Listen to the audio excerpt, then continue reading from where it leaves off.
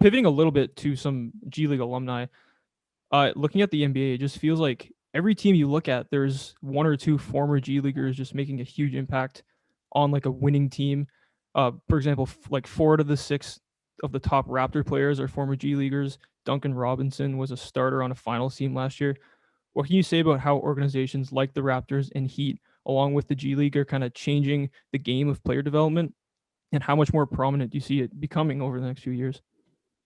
Yeah, it's huge. You see the Sixers had like 19 Gatorade call-ups since they've had the blue coats, and the Rockets got Kenyon Martin Jr. and Yep. they stashed Porter, right? So I think it's super convenient, and mainly because similar to what they do in soccer in Europe is, there's no practice time in the NBA. So like the earlier you can get a player accustomed to your philosophy, and if there is an individual organizational philosophy, like for so long under Morey, I know it's not anymore, but for so long there was a style of basketball that the Rockets Mm-hmm. wanted to play. And so, you get an opportunity to implement that with, your coaching staff, the younger members of your coaching staff, the younger members of your roster, guys who want to stash and test, right?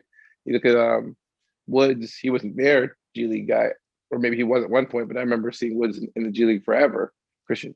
And so it's Yep. like, it's a real opportunity not only to get guys into safe environments, controlled environments where you kind of limit distraction and alleviate some of the financial tensions, and kind of pay attention to just a lot of the details. Because I know some of the coaches, like you get to pay attention to details that are very NBA oriented that we wouldn't probably focus on if you were, playing in Europe and they had their demands, or playing in the NCAA against certain types of defenses that you won't really see in the NBA, right? So bigs aren't really developing the kind of reads, kickouts, passing skills that they need at the next level. So it's just an earlier indoctrination into the style of basketball that is the NBA basketball. Because just earlier this year, we had Nick Stauskas say, it's harder to score in Europe than it is in the Yeah. NBA. So like, there's definitely a huge difference in style of play. So the earlier you can get guys accustomed to not only the NBA, but to what your individual franchise's philosophy is, the Mm-hmm. better it is. And you're seeing teams doing that.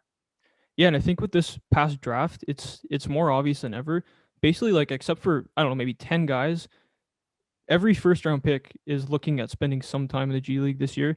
And I like Malachi Flynn, for example, has recently joined the Raptors 905. We see Robert Woodard. I think he went in the second round, but he's in the G League now. Vernon Carey Jr., some of those guys from the draft.